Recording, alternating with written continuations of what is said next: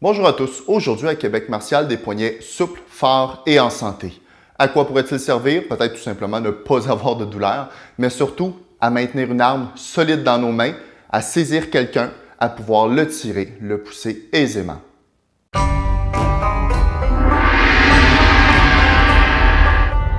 Le poignet peut effectuer plusieurs mouvements. Premièrement, les rotations, supination ou prognation. Par la suite, nous allons effectuer des mouvements autant en flexion et en extension. Voici donc plusieurs exercices que vous pourriez essayer à la maison avec peu de matériel. La balle. Peut-être une balle anti-stress, une balle qui est solide. J'essaie de la saisir au maximum de ma capacité et de relâcher. Prochain outil que j'apprécie beaucoup, c'est une barre avec du poids. Si vous voulez, si vous n'en avez pas, c'est tout simplement de prendre un bâton, un manche à balai, d'y mettre un poids au bout, une bouteille d'eau, un poids que vous avez, et ça va faire la même chose. Comment je vais l'utiliser? Je vais utiliser les rotations au niveau de mon poignet. Donc, peut-être de cette façon-ci, l'autre côté, ici, et de cette façon. Personnellement, j'aime beaucoup descendre environ en 3 secondes et remonter. Je vais essayer d'aller chercher un peu plus de puissance. Et si vous voulez modifier l'intensité, plus facile si je tiens plus haut et plus difficile si je tiens plus bas. Prochain objet que j'apprécie beaucoup, c'est le vase.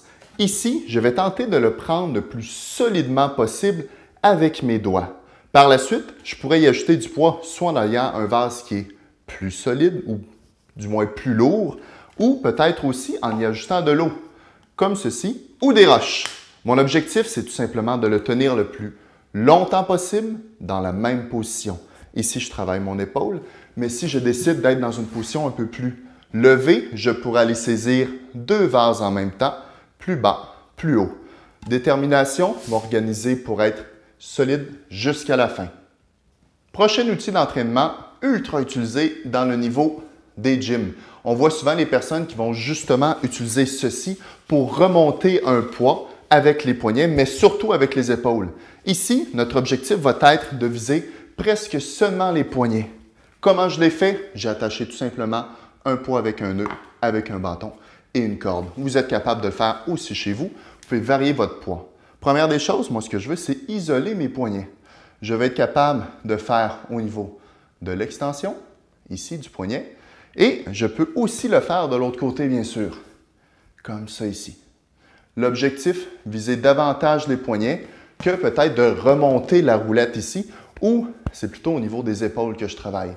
Un autre bon classique utilisé surtout par les joueurs de guitare, qui est tout simplement une épingle à linge. Je vous conseille d'avoir une épingle à linge assez solide. Moi, ce que je veux, c'est tout simplement utiliser la force, mais avec tous les doigts. Parce que c'est rare que j'ai l'opportunité justement d'utiliser mon petit doigt seulement. Et il y a des muscles qui sont reliés seulement au petit doigt. L'élastique, peut-être un élastique à cheveux ou un gros élastique à légumes, c'est parfait. Vous pouvez en acheter 1, 2, 3, ça va faire une meilleure tension. Je vais tout simplement tenter d'écarter mes doigts et de revenir. Avantage, je vais travailler en extension et ça, c'est plus rare que je trouve des exercices afin de le faire. Une plaque d'escalade que vous pouvez suspendre à votre cadre de porte. Prenez bien le temps de la solidifier. Avoir différentes prises solides qui pourraient s'apparenter aussi à une saisie de gui. Vous pouvez aussi vous soulever, bien sûr. Je vais tenter de me rapprocher le plus possible d'une situation réelle où je vais avoir à saisir un bout de tissu, un manteau, un t-shirt, un gui, lorsqu'on fait justement des combats. Je peux tenter tout simplement de me suspendre ou d'essayer de faire ma traction. Saisir solidement, monter, redescendre tranquillement. Là, je vais aller chercher directement mes avant-bras.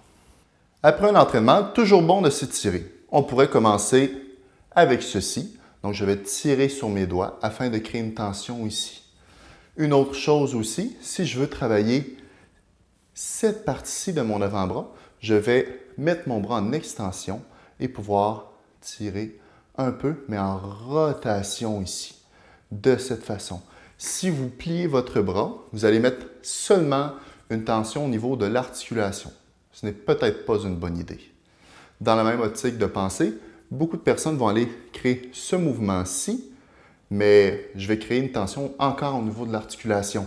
Afin d'accentuer, si on veut, le travail des muscles, je vais fermer mon poing, mettre mon bras encore droit et maintenant tirer. Là, vous allez ressentir qu'il y a une réelle tension. Pour vous étirer, je vous conseille de tenir l'étirement environ un bon 30 secondes, le faire 3 fois. C'est tout pour aujourd'hui. Mon objectif était tout simplement de vous donner plusieurs idées sur comment fortifier vos avant-bras. C'est à vous de faire le travail. Mon objectif, ce n'était pas de faire un entraînement que vous allez suivre. C'est vous qui allez être créatif, prendre des idées et les utiliser. Au plaisir, à bientôt.